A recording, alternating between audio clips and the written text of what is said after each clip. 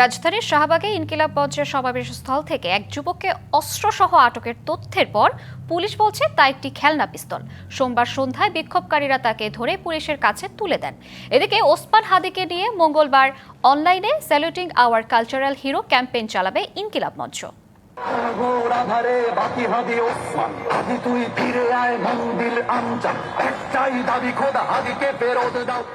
ওসমান হাদির হত্যার বিচারের দাবিতে চতুর্থ দিনের মতো শাহবাগে অবস্থান কর্মসূচি পালন করেছে ইনকিলাব মঞ্চ।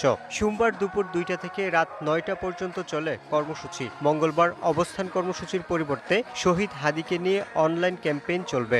আমাদের অনলাইন কর্মসূচি স্যালুটিং আওয়ার কালচারাল হিরো, এই শিরোনামে ডকুমেন্টারি, বক্তব্য, গান যা কিছু রয়েছে আজাদির জন্য, শহীদ ওসমান হাদির জন্য, সেগুলো আপনারা জনতার কাছে দেশে বিদেশে পৌঁছে দিবেন। সোমবার সন্ধ্যায় শাহবাগের আন্দোলন স্থল থেকে একজনকে আটক করেন ইনকিলাব মঞ্চের কর্মীরা। নতুন এবং ফিরে আসা গ্রাহকদের জন্য নগদে চলছে ক্যাশব্যাক সহ প্রতিদিন হাজারো উপহার জেতার সুযোগ। হবে আশা আর ফেরা, সারপ্রাইজ সেরা।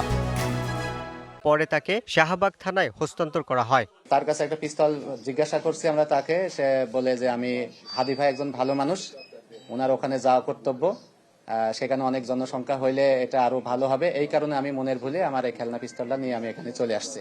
আটক ওই ব্যক্তির নাম আরাফাত জামান। তিনি কি উদ্দেশ্যে কেন শাহবাগে আন্দোলনস্থলে গেছেন তা খতিয়ে দেখছে পুলিশ। জিজ্ঞাসাবাদ করে তদন্ত করে বিস্তারিত আমরা আরো তথ্য নিই হয়তো বিস্তারিত পরে বলতে পারবো। Yusuf Rana, DBC news, Dhaka.